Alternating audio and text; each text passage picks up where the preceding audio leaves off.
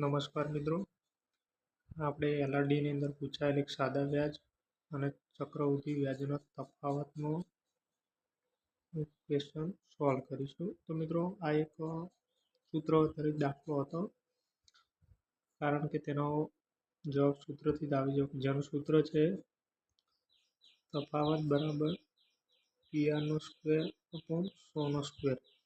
તો આની અંદર મિત્રો આપણે તફાવત શોધવાનું આપેલો હતો અને આપણે પી શોધવાનો એટલે કે મુદ્દલ શોધવાની.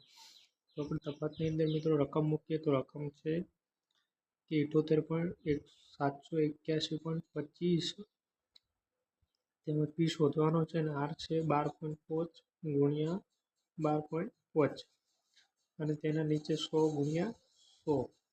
તો મિત્રો આપણે હવે પીને કરતા બનાવીએ તો પી ઇઝ ઇક્વલ ટુ 100 ગુણ્યા 100 ગુણ્યા 781.25 કાઢી જેના 100 મૂકીશું. આમાં 125 ગુણ્યા 125 જેના પણ ઉપર 100 થાય, 10 ગુણ્યા 10 એટલે 100 થાય. આ 100 જતા રહેશે, આમાંથી 25 જાય એટલે 5, આમાંથી 25 જાય એટલે 5, આમાં 4 વચ્ચે, આમાં 4 વચ્ચે.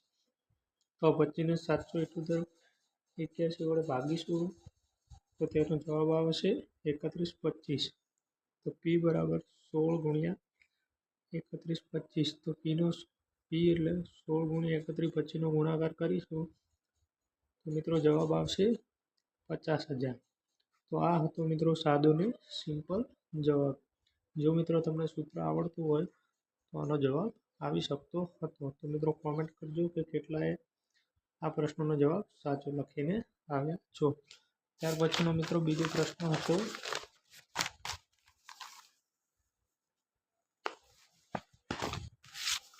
જેની અંદર મિત્રો એક ગ્રામ વિશેનો પ્રશ્ન હતો. તો આની અંદર ઘણા મિત્રો ભૂલ કરીને આવ્યા છે. તો મિત્રો આપણે ગણીએ કે ખાતરની એક થેલીનું વજન 60 kg છે, એટલે કે 100% બરાબર 60 kg. તેમાં 25% નાઇટ્રોજન છે, એટલે તો 25% બરાબર કેટલા? તો મિત્રો આપણે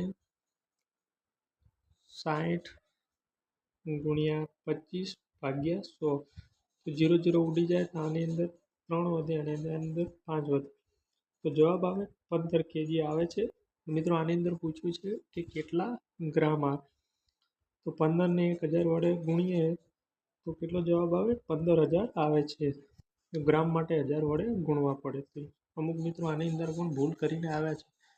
તો મિત્રો આનો પણ કોમેન્ટની અંદર જવાબ આપજો કે કેટલા સાચો જવાબ કરીને આવ્યા છે.